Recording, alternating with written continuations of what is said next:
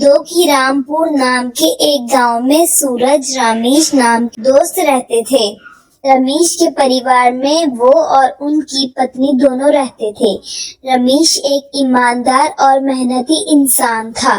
सूरज के परिवार में भी सूरज और उनकी बीवी दोनों रहते थे। सूरज थोड़ा स्वभाव से आलसी किस्म का था। रमेश रोज भगवान के मंदिर जाता था, भगवान की पूजा करता था और इनकी आरती भी करता था।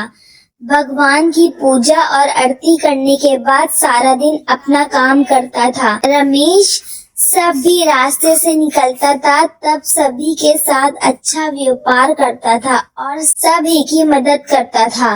वो दोनों जंगल से रोज लकड़ियां लेकर आते थे। वो दोनों शहर जाकर वो सारी लकड़ियां बेच आते थे और उनसे जो पैसे मिलते थे उनसे अपना घर का खर्चा चलाते थे।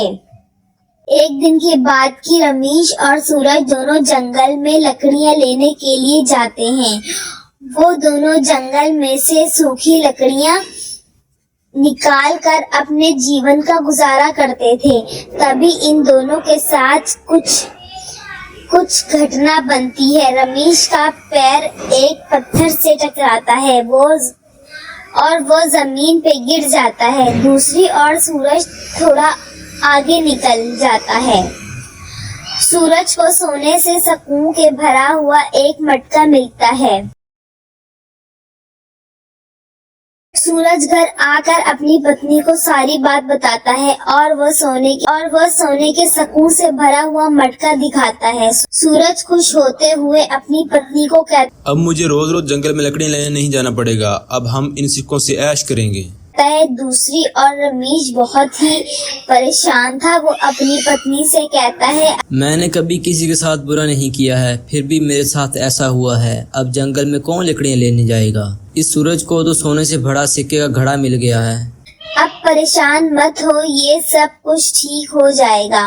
मैंने सुना है हमारे गांव के बाहर जो नदी के किनारे एक घर है, वहाँ एक गुरुजी आए हैं। वो सभी को अपनी परेशानियों का हाल बता देते हैं। कल हम भी उनके दर्शन के लिए उनके पास जाएंगे। अगले दिन रमेश और उनकी पत्नी गुरु जी के दर्शन के लिए निकल पड़ते हैं। रमेश और उसकी बीवी गुरु जी को पूरी बात बताता है। गुरु जी मुस्कुराते हुए रमेश और उनकी पत्नी से कहते हैं, जिस दिन तुम जंगल में लकड़ियां लेने के लिए गए थे उस दिन तुम्हारी मौत लिखी थी, लेकिन तुम्हारे अच्छे कर्म की वजह से तुम्हें इस दिन मौत ना आई। सिर्फ तुम्हारे पैर में चोट ही आई है। और रही बात सूरज की, तो उसके भाग्यों में उस दिन राजयोग लिखा था, लेकिन उनकी आलसी और कोई अच्छा कर्म ना करने की वजह से इसका राजयोग चाल गया। इन्हें केवल एक सिक्कों से भरा खड़ा ही माल है। अगर अभी भी वो अच्छा कार्य नहीं करेगा तो वो सुकून का खड़ा भी कुछ दिन के लिए खत्म हो जाएगा। इसीलिए हम इंसानों को अच्छा कर्म करता रहना चाहिए। हमारे कर्म ही हमारा भाग्य बदल देता है।